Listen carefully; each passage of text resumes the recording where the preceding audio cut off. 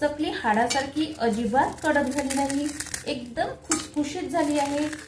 चकलीचा आवाज तर तुम्ही बघितलाच आहे, कमाल आहे ना, प्रमाणासहित आहे आणि सोप्यात सोपी आहे, बिना भाजणीची आहे।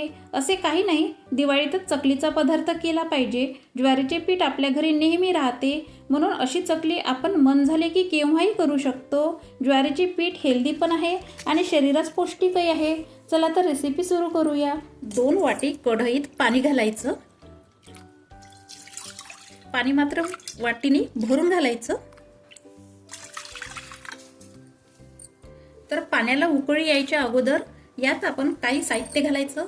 चवीपुरतं मीठ, चम्मच भरून हळद, 1 चम्मच भरून लाल तिखट।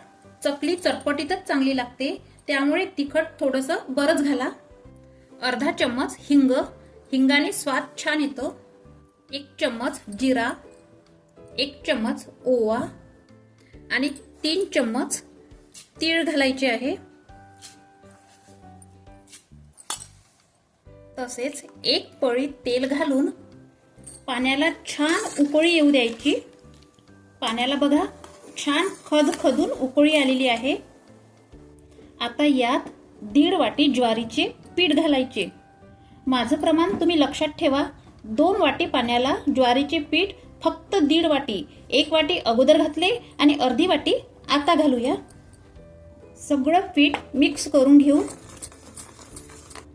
ज्वारीच्या पिठाला चिकटपणा नसतो, म्हणून अर्धी वाटी यात गव्हाचे पीठ घालूया। तुम्ही यात गव्हाच्या पिठाऐवजी तांदूळाचे पीठ सुद्धा अर्धी वाटी घालू शकता। आता चम्मचने पूर्ण पीठ ढवळून घेऊ। मात्र गॅसची फ्लेम कमी करूनच पीठ ढवळून घ्यायचं आहे। पीठ ढवळून झाले की गॅसची फ्लेम बंद करून घ्यायची आहे। आता यावर झाकण ठेवून 10 ते 12 मिनिट पीठ मुरू द्यायचं। 10 ते 12 मिनिट झाले की झाकण काढून पीठ छान मोकळं करून घ्यायचं आणि पीठ एका परातीत ओतून घ्यायचं।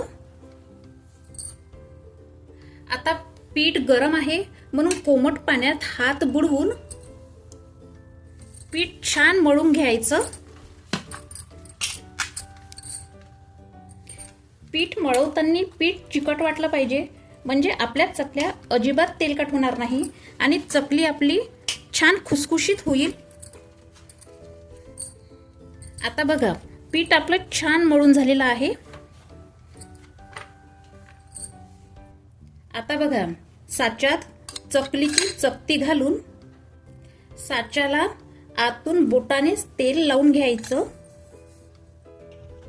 आणि यामध्ये पीठ भरायचं आणि साच्याला फिट्ट झाकण लावून घ्यायचं।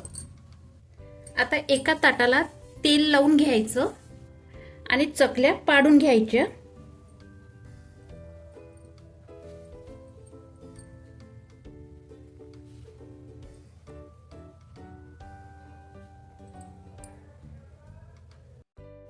तुम्हाला मी महत्त्वाचं सांगते, 5 ते 6 चकल्या पाडून झाल्या की लगेच तळायला घ्यायच्या, कारण ह्या ज्वारीच्या पिठाच्या चकल्या असल्यामुळे चकलीला तडा पडू शकते।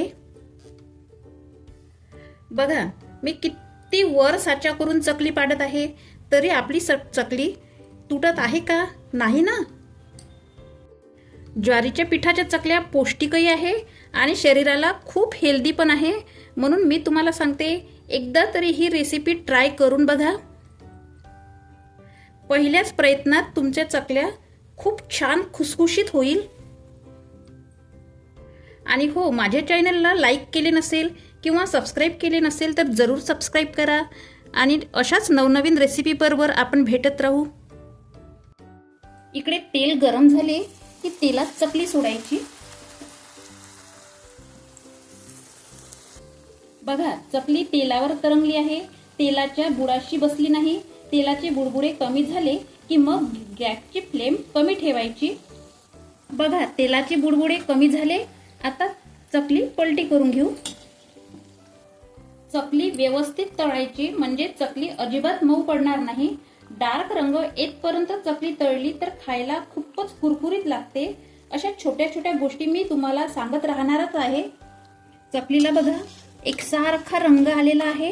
आता चकली एका ताटामध्ये काढून घेऊ आणि तेलात बघा थोडेसे चकलीचे काटे पडलेले आहे.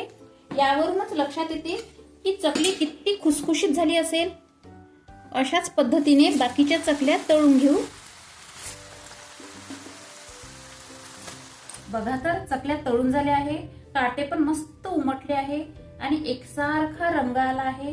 ही चकली अजिबात तेलकट लागत नाही आणि तेलकट झालीही नाही. हाताला सुद्धा तेल लागत नाही आणि काटे बघा किती मस्त उमटलेले आहे. एक चकली मी तुम्हाला तोडून दाखवते.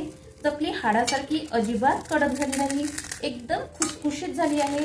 एकदा चकली थंड झाली की डब्यात भरून ठेवायची आणि मस्त उन्हाळ्यात भूक लागली की चकली खायची आणि एन्जॉय करायचा. अशाच नवनवीन व्हिडिओला एक लाईक करा बघू आणि सबस्क्राईब करा. तोपर्यंत धन्यवाद.